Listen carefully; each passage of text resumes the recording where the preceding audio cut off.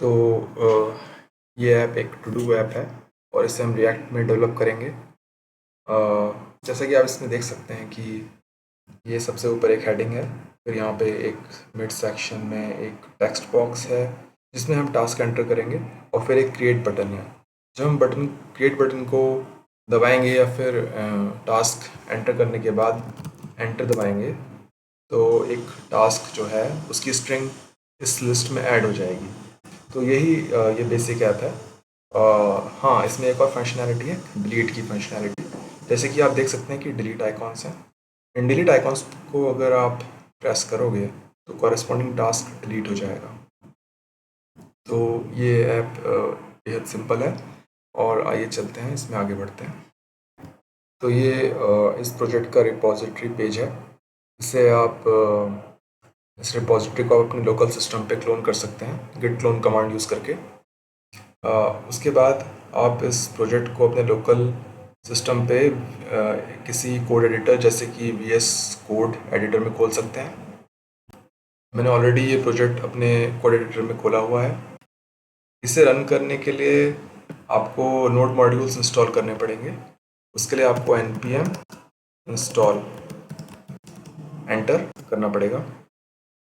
इसमें थोड़ा टाइम लगेगा। और फाइनली नोड मॉड्यूल्स इंस्टॉल हो गए हैं। अब नोड मॉड्यूल्स आप देख सकते हैं, यहाँ पे नोड मॉड्यूल्स नाम का एक फ़ोल्डर आ चुका है। और इसके बाद अब हम प्रोजेक्ट को रन करेंगे। प्रोजेक्ट को रन करने के लिए आपको npm स्टार्ट एंटर करना होगा।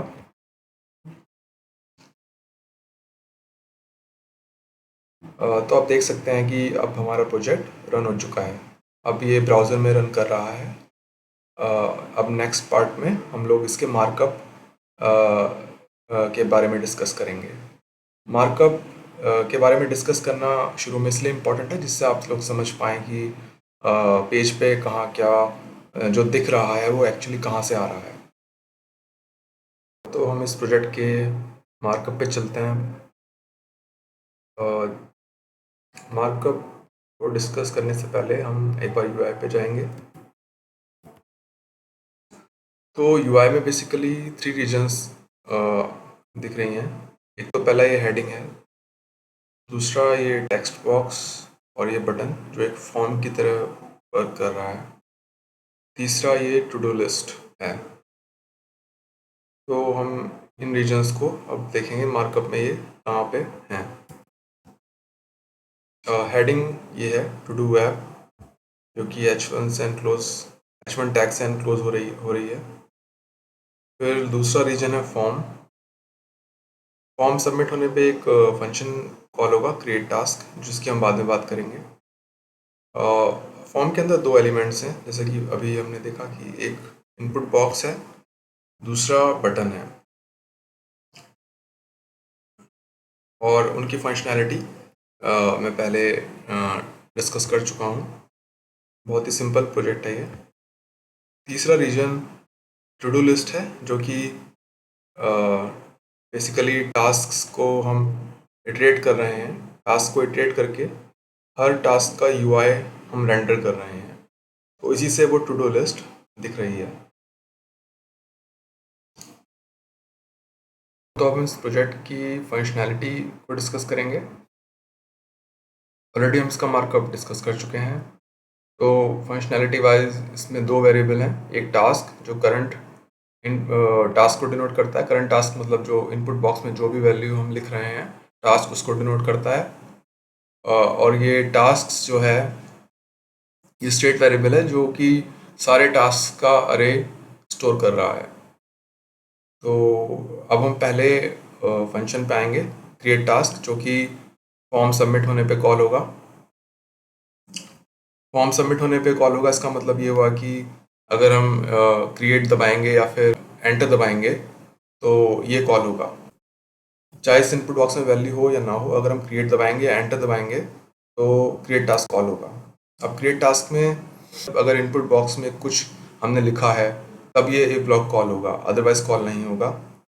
इफ ब्लॉक में सेट टास्क, ये सेटर फंक्शन है टास्क वेरिएबल का, जो कि सिंपली जो करंट टास्क का स्ट्रिंग है उसे अपेंड कर रहा है टास्क वेरिएबल में।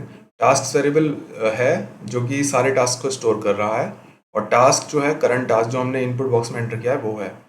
तो इसकी फंक्शनलिटी आप समझ गए होंगे। अब हम सेकंड स्टेटमेंट है हमारा set task to empty string.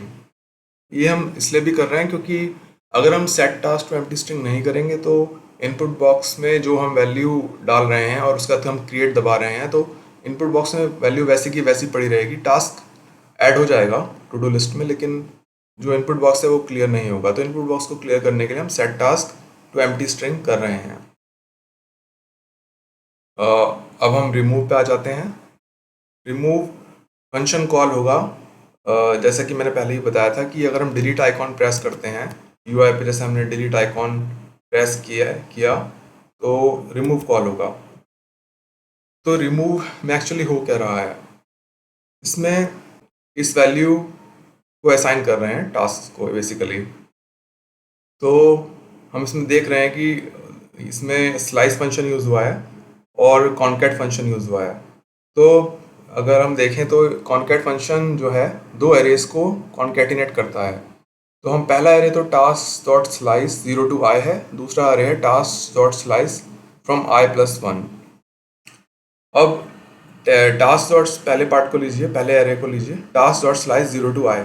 इसका मतलब हुआ कि ये एरे का स्लाइस बनाएगा 0 to i-1th इंडेक्स तक, not i but i-1th index, not including i।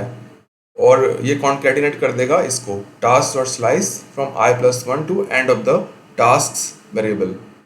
सो ये जो है i+1 से स्टार्ट होके, ये वाला स्लाइस i+1 से स्टार्ट होके टास्क एरे के एंड तक जाएगा। तो आप देख सकते हैं कि इसमें जो ith प्लेस पे जो टास्क था वो इग्नोर किया गया है इस कॉन्कैटिनेशन में, तो वो है ही नहीं। तो इसका मतलब वो इफेक्टिवली डिलीट हो चुका है हमारे टास्क वेरिएबल से। तो यही बेसिकली इसकी फंक्शनैलिटी है। क्योंकि ये बहुत सिंपल प्रोजेक्ट है तो इसमें दो ही मेन फंक्शंस हैं जिनको मैं एक्सप्लेन कर चुका हूँ, और होपफुली ये आपको एक्सप्लेनेशन समझ में आया होगा। और आपको अगर ये वीडियो अच्छा लगता है तो आप लाइक कर सकते हैं और सब्सक्राइब कर सकते हैं।